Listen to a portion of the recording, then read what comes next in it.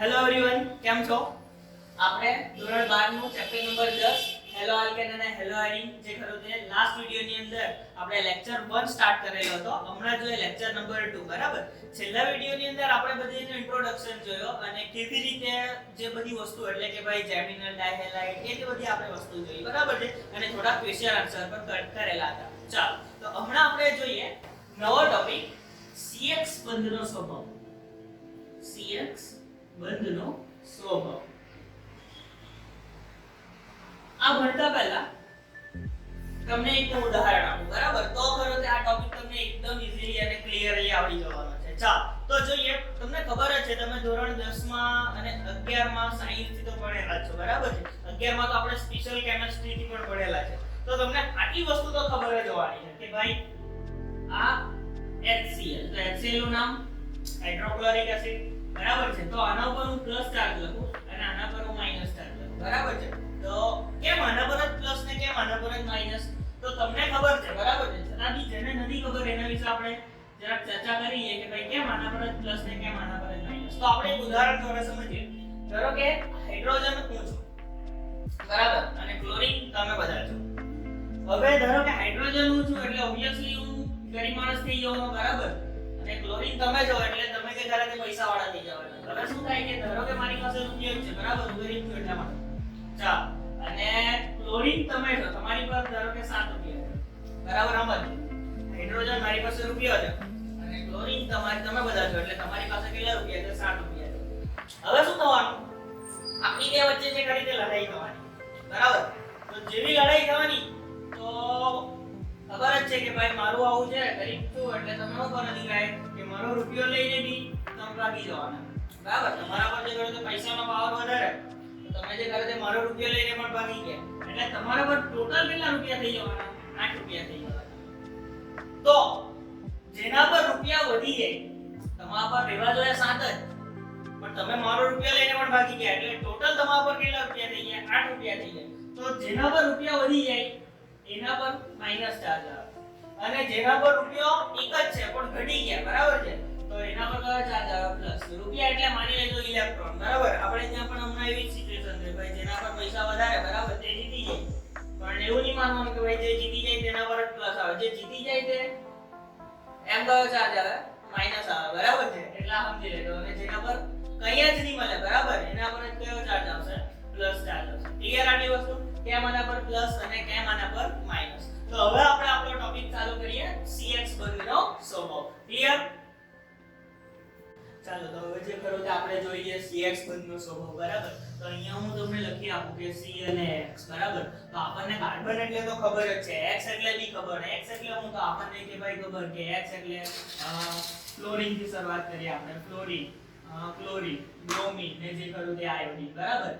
Fluorine એટલે કે આપણે હેલોજન માં ગણી લે ફ્લોરો, ક્લોરો, બ્રોમો ને આ એટલે કે આયોડો, બરાબર? હવે જરાક તો જો મેં શું કહેવા માંગુ તમે બરાબર અહીંયા ધ્યાન આપો કે ભાઈ કાર્બન અને હેલોજન, X એટલે જે ખરો તે હેલોજન. તો શબ્દ જરાક મારા પર સાંભળજો કે ભાઈ કાર્બન અને હેલોજન ની વચ્ચે હેલોજન ની જે ખરી જે વિદ્યુતતા વધારે એટલે કે એના પર માઈનસ ચાર્જ. હા કે ના? મેં શું કહેવા માંગુ કે ભાઈ કાર્બન અને હેલોજન વચ્ચે હેલોજન ની વિદ્યુત ઊર્જા જે ખરી તે વધારે એટલે એના પર કયો ચાર્જ આવે? Minus charge. હવે તમને સમજણ પડી જાય કે ભાઈ હેલોજન ની વધારે તો આના પર કયો ચાર્જ આવવાનો? પ્લસ. પણ આ જે ખરો તે આંશિક ઋણભાર અને આ જે ખરો તે આંશિક ધનભાર. આ તેલ નું સાઇન જે ખરું તે બતાવેલું. એટલે કેવું દીકરાઓ કે આ જે બંને વચ્ચેનો જે બંધ જે ખરો ને તે ધ્રુવીય બંધ. જરાક મારા શબ્દો બરાબર ધ્યાન આપજો કેમ કે આવી વસ્તુ જે કરે તે ખાસ MCQ માં પૂછાયા કરે કે આ બે વચ્ચે બંધ જે ખરો તે ધ્રુવીય બંધ. કેવું કે ભાઈ આંશિક ધનભાર અને આંશિક ઋણભાર. હવે શું થાય તે બરાબર જો. મેં તમને પેલો હાઇડ્રોજન વાળું ઉદાહરણ બતાવ્યું કે પેલો જે ખરો તે ઇલેક્ટ્રોન જે ખરો હાઇડ્રોજન જે આખો જે ક્લોરીન લઈ લે અગાડી હમણાં જો તો આમાં શું થાય કે ભાઈ આ કાર્બનના જે ઇલેક્ટ્રોન જે ખરા ને તે થોડા જે ખરા તે આ બાજુ જે ખરા તે જવા માટે પ્રયાણ કરવા માટે આ બાજુ આકર્ષાય આ બાજુ જવા માટે હેલોજન તરફ જવા માટે આકર્ષાય. દેખાતું જાય કે થોડા ઇલેક્ટ્રોન જે ખરા તે આ બાજુ જવા માટે થઈ જાય. તો આના પર જે ખરા તે ઇલેક્ટ્રોન વધી જવાના તો નેગેટિવ ચાર્જ આવવાનો અને આના પર જે ખરા તે ઓછા થવાના અમુક અંશે એટલે જે ખરો તે આંશિક શબ્દો વાપરેલો છે. ખ્યાલ આવતો છે થોડો ઘણો કે ભાઈ આંશિક ધનભાર અને આંશિક જે ખરું તે ઋણભાર આવવાનું બરાબર. હવે આના જે ખરા તે થોડા થિયોરેટિકલ ક્વેશ્ચન બી આવવાના પણ આપણે જે ખરું તે સમજી લઈએ. હવે અહીંયા હું થાય ક્લોરીન બ્રોમિન અને આયોડીન છે. તો જેમ સમૂહમાં શબ્દ સાંભળજો કે જેમ સમૂહમાં આપણે ઉપરથી નીચે તરફ જઈએ, સમૂહમાં જેમ ઉપરથી નીચે તરફ જઈએ તેમ એનું પરમાણ્વીય કદ વધે. એટલે આવો કદાચ સવાલ પૂછાઈ જાય કે ભાઈ આ પૈકી કોનું જે ખરું તે કદ વધારે, તો તમને જે ખરું તે તરત આઈડિયા આવે કે ભાઈ જેમ જેમ આપણે નીચે ઉતરીએ તેમ કદ વધવાનું. એટલે આયોડીન નું કદ વધારે અને ફ્લોરીન નું કદ જે ખરું તે ઓછું અથવા નાનું લખી નાનું. એટલે કેવું થવાનું ખબર કે ધીમે ધીમે જે ખરું તે કદ વધે. તો ફ્લોરીન નું આટલું હશે, ફ્લોરીન નું એના કરતા થોડુંક વધારે, બ્રોમિન નું એના કરતા થોડુંક વધારે અને આયોડીન નું એના કરતા વધારે. સમજ પડી કે ભાઈ મેં બોલી ગયો છે જેમ નીચે જઈએ તેમ એનું કદ જે ખરું તે કેવું થાય, મોટું થતું જાય. એટલે સૌથી છેલ્લે કોણ આવવાનું? આયોડીન. તો એનું કદ જે ખરું તે વધારે. સમજ પડી ગઈ કે ભાઈ આટલી વસ્તુ. ચાલ તો હવે આપણે જોઈએ નેક્સ્ટ ટોપિક. હવે જરા બાજુવાળું તમે જરા કોષ્ટક જોઈ લો એટલે તમને જે ખરી તે વધારે સમજણ પડે. આજે ખરું તે લખતા રહેજો તમે બરાબર છે. ચાલ હવે જરા જોજો કે ભાઈ સવાલ કેવા પૂછાય તેની આપણે જે ખરી તે વાત કરીએ બરાબર. તો કોષ્ટકની અંદર જે ખરા તે મેં બધા બંધ બતાવેલા છે. અહીંયા CH3 કરીને F બતાવેલો છે બરાબર. તો અહીં બી આવી શકે, આની બદલે CH3 કઈ બી આવી શકે બરાબર. તો અહીંયા બરાબર જોજો કે ભાઈ શું કહેવા માંગુ છું.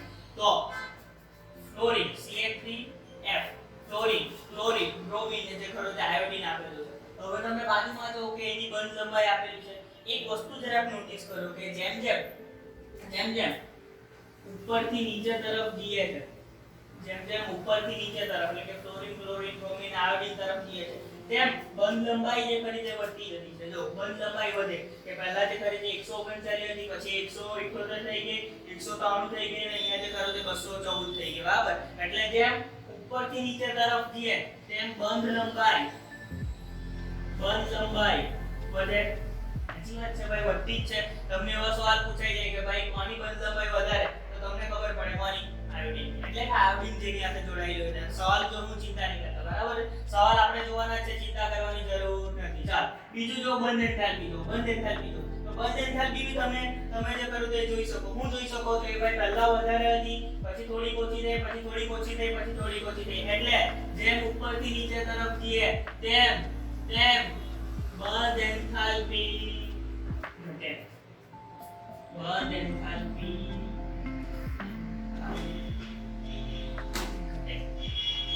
સ્પેલિંગ જરા જોઈ લેજો. હા કે ભાઈ બંધ લંબાઈ તો વધે પણ બંધ એન્થાલ્પી શું થતી છે? ઘટતી છે. તો દ્વિધ્રુવીય ચાક માત્રા વિશે પૂછાઈ દો. પહેલા તમે જો શું થતી છે? એ પણ ઘટતી છે ધીમે ધીમે. તો દ્વિધ્રુવીય ચાક માત્રા બી ઘટે. દ્વિધ્રુવીય ચાક માત્રા બી ઘટે. શું વધે? બંધ લંબાઈ વધે. બંધ એન્થાલ્પી જે ખરું તે ઘટે. દ્વિધ્રુવીય ચાક માત્રા બી ઘટે. એટલે તમારે જે ખરું તે આટલા શબ્દ કદ વધે. જો જે વસ્તુ વધતું છે તે આ બાજુ લખ્યું, જે ઘટતું છે તે આ બાજુ લખ્યું. પહેલા લખી લો આટલી વસ્તુ. ચાલો ક્લિયર. હવે જરાક જોજો.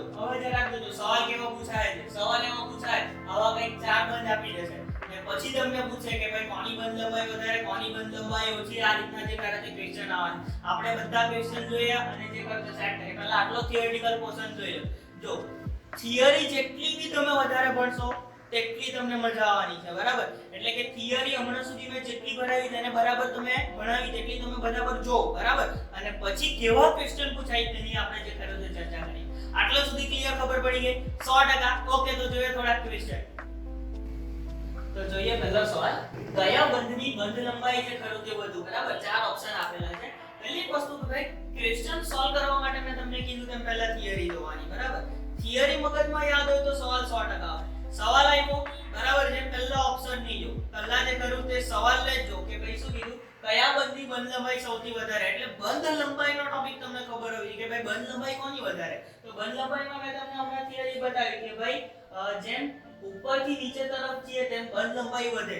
એટલે પહેલા જે ખરી તે ઓછી જ રહેવાની, જેમ ખરી તે નીચે જતી જવાની તેમ બંધ લંબાઈ જે ખરી તે વધતી જવાની. તો છેલ્લે જો એન્ડિંગ આવતું જે CH3I માં એટલે આયોડિન લાગેલું હોય તેની બંધલંબાઈ સૌથી વધારે થવાની, એના કરતા ઉપરની થોડીક ઓછી એટલે ફ્લોરિનની તો સૌથી ઓછી થઈ જવાની. હવે જે ખરું તે દર જઈને તમને ખબર પડી જવાની કે ભાઈ કોની બંધલંબાઈ સૌથી વધારે આવવાની, તો જે ખરું તે ઓપ્શન ડી. બરાબર. હવે બંધ લંબાઈ સૌથી વધારે. હવે મેં તમને એવો સવાલ પૂછી પાડ્યો કે ભાઈ બંધ એન્થાલ્પી કોની વધારે? હવે જે ખરું તે ભાઈ બંધ એન્થાલ્પી ની વાત કરેલી છે. કોની વધારે? તો તમને આના પરથી સમજણ પડી જવી જોઈએ કે ભાઈ બંધ એન્થાલ્પી ઉપરથી નીચે તરફ જતા ઘટે, એટલે જેમ જેમ જે ખરી તે વધારે હશે તેમ નીચે જતા ઘટવાની. તો સૌથી વધારે કોની હોવાની? ફ્લોરિન ની હોવાની. તો કયો ઓપ્શન આવવાનો? એ ઓપ્શન આવવાનો. બરાબર. એટલે મેં શું કહેવા માંગુ કે ભાઈ વિચારો તમે, જેમ તમે વિચારો તેમ જે ખરું તમારું મગજ ખુલવાનું છે અને એક્ઝેક્ટ આઈડિયા જે ખરી તે તમને આવી જવાની છે. બરાબર છે ને યાર? થોડીક મહેનત કરો તો તમને જે ખરું તે મજા આવવાની છે. એમ જ નહીં યાર. ઓર પેલું હમણાં મૂવી હતું, બહુ આગળનું મૂવી છે એક્ચ્યુઅલી, તમે સાંભળેલું હશે, પેલું બાજીગર. બરાબર છે. એમાં કહે ને શાહરુખ ખાન કે કભી કભી જીતને કે લીએ કુછ ખાના ભી પડતા હૈ और हार कर जीतने वाले को भी पास करते हैं. एक्चुअली में એવું નથી હોતું. एक्चुअली માં છે ને થોડુંક નહીં પણ બહુ બધું ગુમાવવું પડે. પેલો કહે ને કે ભાઈ કુછ ખોના પડતા હૈ, પણ એમ કુછ નહીં બહુ બધું ખોવું પડે. બરાબર છે. તો કંઈક મળે યાર કે ભાઈ આમ તમને આ વસ્તુ બહુ ગમતી છે કે તમે આ કરો, પણ એવું નહીં, એના માટે યાર બહુ સેક્રિફાઈસ કરવું પડે તો જે કરો તે તમને મળવાનું છે. બરાબર છે. વસ્તુ એમ જ નથી મળી જવાની. એટલે બધા ડાયલોગ ને થોડુંક રીમેક કરો. બરાબર છે. તો આઈડિયા આવવાની છે, એમ જ નથી આવી જવાની. બરાબર. જોઈએ તો ચાલો ત્રીજો ક્વેશ્ચન, સેકન્ડ ક્વેશ્ચન. કયા સંયોજનની ધ્રુવીયતા ઓછી છે? બરાબર છે. તો કે ભાઈ ધ્રુવીયતા, તો ધ્રુવીયતા તમને ખબર જ છે, નીચે જાય તેમ ઘટવાની છે. તો કોની ઓછી હોવાની? આયોડિનની ઓછી હોવાની. ચલો ત્રીજો જે કરો તે જાતે સોલ્વ કરો. શું કહી છે?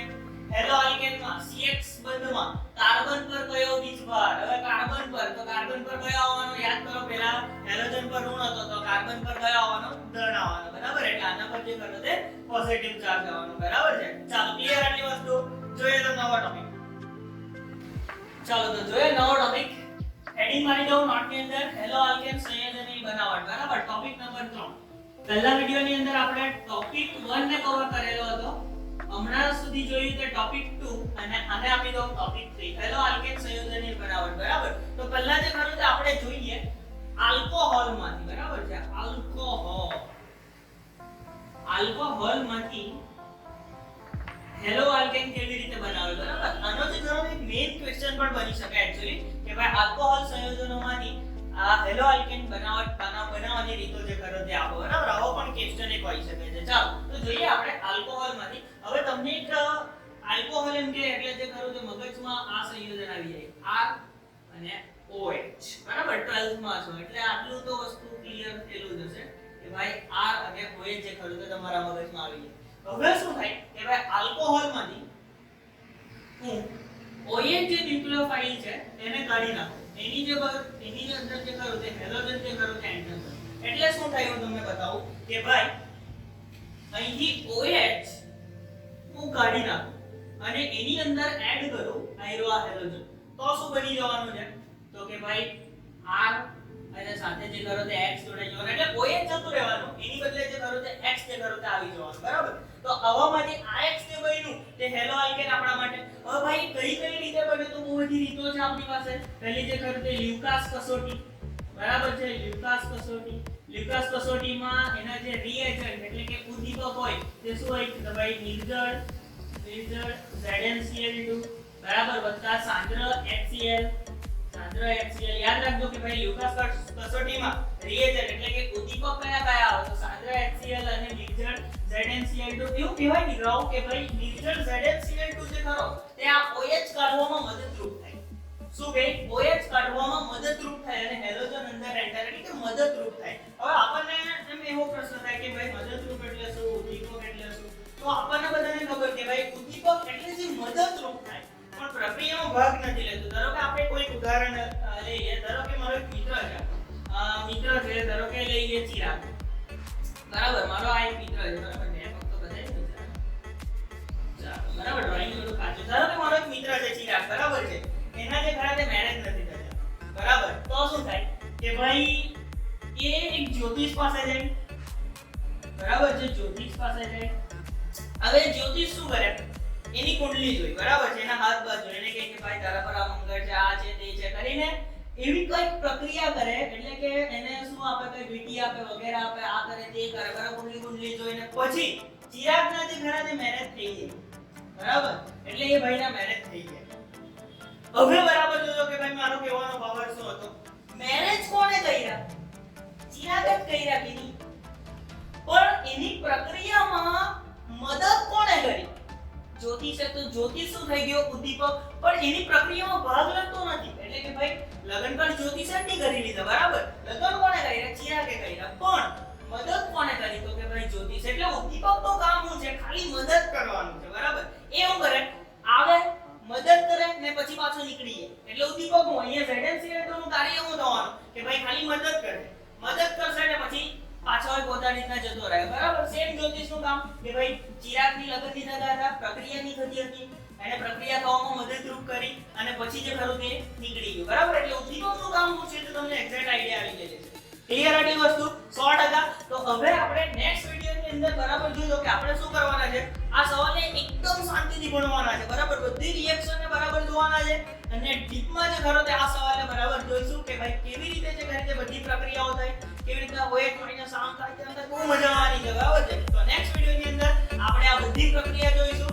તો આટલા સુધીનો અભ્યાસ કરો અને લખીને મહેનત કરો, બરાબર છે. ચાલો તો મળ્યા નેક્સ્ટ વિડિયોની અંદર. Bye bye.